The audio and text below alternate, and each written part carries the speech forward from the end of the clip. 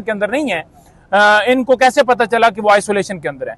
तो उन्होंने बताया कि मेरी जब मुलाकात हुई थी तो उस मुलाकात के अंदर खान साहब ने खुद बताया कि मुझे 22 घंटे कैद तन्हाई के अंदर रखा जाता है और जो बुशरा बीबी साहबा हैं उनको 24 घंटे हर रोज, यानी 24 घंटे होते हैं पूरे दिन के अंदर, 24 घंटे जो है मुकम्मल तौर पर उन्हें कैद तन्हाई में रखा गया है। तो जब उनकी तरफ से ये मौक़िफ़ इख्तियार किया गया कि मैं खुद इसका गवाह हूं, मेरी मुलाकात हुई और जब केसेस का हवाला दिया गया तो अदालत ने एतराज़ात खत्म किए। हमने ये कहा कि आज इस केस की समाअत कर ली जाए क्योंकि कल लास्ट वर्किंग डे है, उसके बाद छुट्टियां हो जानी है। तो अदालत जो है वो उसमें जो सरकार के वकील थे वो कह रहे थे जी कि नहीं आपने तमाम को नोटिस करने हैं, मैं तो वैसे ही यहाँ पर बैठा हुआ था और आपने बुलाया तो मैं आ गया, फलां हो गया। सलमान सफदर साहब ने ये बात करते हुए वहां पर बात की कि जनाब आप अदालत को क्यों नहीं काम करने दे रहे, आज केस की समाअत रख लें क्योंकि आइसोलेशन का मामला है ना कि कैद तन्हाई ये मुलाकात बंद है, या कल के लिए समाअत रख लें। तो आज की जगह के ऊपर अदालत ने कल के लिए समाअत रखी है। अब जो ऑफिस है उसको डायरेक्शंस दी गई हैं कि तमाम जो इतराजात हैं, ये इतराज या कोई और है, पटिशन को नंबर लगा के आप कल के लिए समाअत फिक्स करें। कल मुकम्मल तौर पर हमारी तरफ से इसके ऊपर आर्गूमेंट्स होंगे, दलाइल होंगे, उसके बाद जो है वो दूसरी तरफ से भी जो फरीक पेश होंगे सरकार की तरफ से भी, उसके बाद फिर आगे अदालत जो है वो कह रही है कि हम, क्योंकि हमने कहा कि अगर आपने वो टाइम जो है वो नोटिस की मद के अंदर उसको गेन करना है तो वो आप छुट्टियों के अंदर, क्योंकि आगे तो छुट्टियां हैं, तो उस चीज से पहले आप एक समाअत करके कम से कम हमारी इनिशियल जो कार्रवाई है हमारी दरखास्तों की वो स्टार्ट हो जाए। इमरान खान साहब की सेहत का मामला है, आइसोलेशन का मामला है, तो ये एक अर्जेंट नौयत का मामला है, इसके अंदर आप गफलत नहीं कर सकते। अभी आप देखें कि यही ऑफिस था, इस ऑफिस ने उस वक्त तो इतराज नहीं लगाया जब बायोमेट्रिक की मशीन जो है इस्लामाबाद एयरपोर्ट के ऊपर चली गई नवाज शरीफ को जमानत देने के लिए, इस ऑफिस ने उस वक्त तो इतराज नहीं लगाया था, इस अदालत ने भी इतराज नहीं लगाया था जब नवाज शरीफ को लंदन बैठ के जमानत मिल गई थी। ठीक है, इनको हर जगह पर इतराज होता है, इनको हर ये प्रॉपर्टी जो है ना जिस जगह पर खड़े हैं ये सरकार की है, क्योंकि इनको ऊपर से हुक्म आया हुआ है कि आपने मीडिया को गुफ्तगू नहीं करने देनी। पहले सुप्रीम कोर्ट में इन्होंने यही किया कि सहाफियों को वहां जो उनके लगी हुई है DSNG जो उनके लगे हुए कैमरे, उनको वहां से उठा के सुप्रीम कोर्ट से बाहर फेंक दिया। ठीक है, उसके बाद इन्होंने ये किया कि इस्लामाबाद हाई कोर्ट के अंदर भी ये आपने देखा कि पहले आप ये रिकॉर्डिंग करते थे बिल्डिंग के अंदर जो इंसाफ के लिए बनाई गई है, जिसपे करोड़ों रुपए पैसा लगाया गया है, जो अवाम के टैक्स पैसे से जजेस पैसे लेते हैं उनको, क्योंकि वो इंसाफ नहीं दे रहे। तो जब नाइंसाफी की बात होती है तो उन्हें तकलीफ होती है कि यहाँ पर गुफ्तगू ना की जाए। एक प्रेस वाला रूम बनाया हुआ है, उस जगह पर भी चीफ जस्टिस साहब इतराज लगा रहे हैं कि प्रेस रूम के अंदर भी आप साफियों से गुफ्तगू ना करें। तो अंदाजा कर लें कि किस कदर ये जो है वो खौफ, डर, किस कदर डेस्परेट हो चुके हैं, किस कदर ये बेशर्म हो चुके हैं। लेकिन इमरान खान साहब के हवाले से अभी जो केस है जो थोड़ी देर में समाअत होने जा रही है वो है अलकादर ट्रस्ट केस। इमरान खान साहब और बुशरा बीबी इस वक्त जो है अलकादर ट्रस्ट केस और तोशाखाना केस के अंदर पाबंद सलासन है, उसके अलावा उनकी तमाम केसेस में जमानतें हुई हैं। अदालतों को चाहिए कि इमरान खान साहब के केसेस के अंदर इंसाफ दें। अब अलकादर ट्रस्ट केस के अंदर आप अपील लगा रहे हैं, आज अपील लगी है हमारी तरफ से। सलमान सफदर साहब ने बताया था कि आज पटिशन सुप्रीम कोर्ट में सजाओं की मुअत्तली की दरखास्तों की दायर हो जाएगी और मेरा ख्याल में अभी तक दायर हो गई होगी क्योंकि हो चुकी है, तो वो दायर हो चुकी है।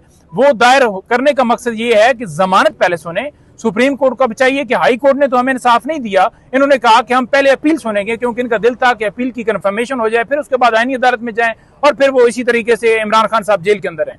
तो हमने कहा कि 426 की दरखास्त है जो हमेशा तमाम केसेस के अंदर जमानत की दरखास्त पहले सुनी जाती है। पहले आपने एक साल जमानत की दरखास्त नहीं सुनी, अगर आज आप फिक्स कर रहे हैं तो आप अपील को ना सुने।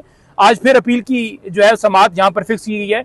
हमारी आज भी यहाँ पर यही इस्तदा होगी कि आपने जो है वो इमरान खान साहब से मुलाकात करानी थी। अगर उन्होंने नया वकील करना था अपील के अंदर तो वो वकालतनामा देते, नया वकील आके अपॉइंट होता, वो आके उनको आर्गू करता, क्योंकि पिछले केस जमानत की हद तक सलमान सफदर साहब को खान साहब ने मैंडेट दिया हुआ था।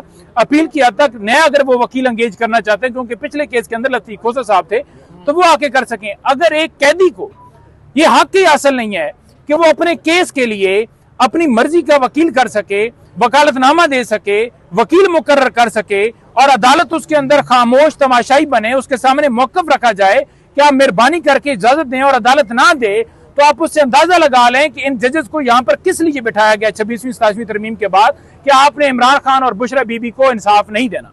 जो ही समाअत होगी फिर आपको उसके हवाले से अपडेट देंगे। ये बताइएगा आइसोलेशन खात्मे के हवाले से अगर कोई ऑर्डर आ जाता है कि आइसोलेशन खत्म की जाए तो क्या अडयाला जेल हुकाम इस ऑर्डर को मानेंगे? इससे पहले आपकी मुलाकातों के हवाले से भी आप पार्टी ही के हक में जो है फैसले आ चुके हैं, लेकिन उस पर अमल दरामद नहीं हो रहा। और आप क्या करेंगे? इसके साथ ये भी ऐड कर दें कि अगर मुलाकात की इजाज़त मिल भी जाती है तो जैसा कि अलीमा साहिबा ने कहा है कि भाई हम एक नहीं मिलेगी, मिलेंगे तो सारे मिलेंगे, तो क्या अभी इस बात पे कायम रहेंगे या फिर अगर अदालत से इजाज़त दे दी जाती है कि जाकर मिल लें, एक बहन मिल लें, तो आप लोग मिल लेंगे फिर, या इस पर? देखिए, ये सिर्फ बहाने बनाते हैं। मैं आपके सामने वाज़ेह रखता हूँ कि डॉक्टर्स जो हैं, डॉक्टर्स लोग सियासी गुफ्तगू भी नहीं करते।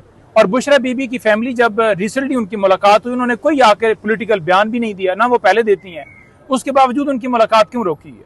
तो ये चाहते हैं कि मुल्क इनकी मर्जी के वो शो कराना है, ये ताकत मेरे हाथ में है, डंडा मेरे हाथ में है, बस कौम जो है वो चिंटियां है, तो लिहाजा मैंने अपनी मर्जी के मुताबिक मुल्क चलाना है। अभी जो सूरत हाल है, अगर अदालत फैसला देती है तो अदालत को खुद अमल कराना चाहिए। अदालतों का काम होता है अमल कराना, अदालतों का काम है फैसलों के ऊपर इम्प्लीमेंटेशन कराना। अगर अदालत इम्प्लीमेंटेशन नहीं कराती तो 15-15 लाख तनख्वाह फिर किस वास्ते लेने देने। अच्छा, ये बताएं कि पंजाब में एक मुतनाज़ा बिल फिर से आया है जिसमें इंटेलिजेंस कमेटियाँ तश्कील दी जा रही हैं डिस्ट्रिक्ट लेवल पर, तो इसमें जो पार्टीज़ उन्हें एतमाद में नहीं लिया गया, इस वाले से आप क्या कहेंगे? इसे सिविल मार्शल लॉ से तशबीह दी जा रही है।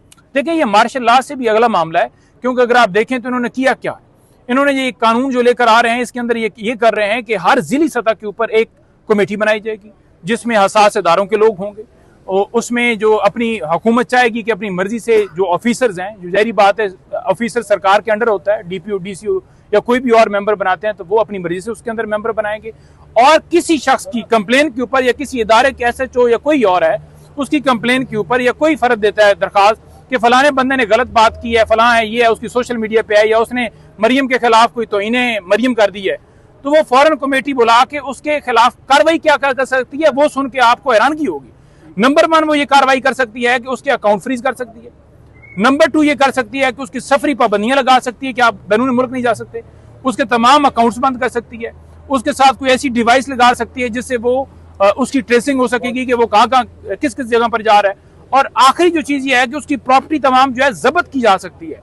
तो कानून में मुझे बताएं कि कौन सी ऐसी शिक है जहां पर आप किसी के बुनियादी हकूक को के आर्टिकल 19 आपको हक देता है बोलने का, उसको सलब करने के लिए, यानी जो कुछ जुल्म से फंसाई 5300 अरब रुपए की करप्शन हुई, 1 अरब की करप्शन फैसलाबाद के अंदर हुई, उसके अलावा जो लोगों पर टीएलपी पे, पीटीआई पे, हर एक पे गोलियां चले, यानी कोई बात ना करे, बजट पे कोई बात ना। अभी आप देखें कि हर एक के ऊपर तस्वीर लगा रहे हैं, किसकी जी, नाम किसके लिख रहे हैं जी, मरीम नवाज, उसकी वालदा, उसका वालद। यानी क्या ये अवाम के पैसे से है या आपकी जेब के पैसे से है? तो अवाम के टैक्स के पैसों से जो पैसा इकट्ठा होता है वो नजर आया कि अवाम का पैसा है। आप ऐसा फील करा रहे हैं कि जैसे ये आप जाती उम्र के अकाउंट से देते हैं।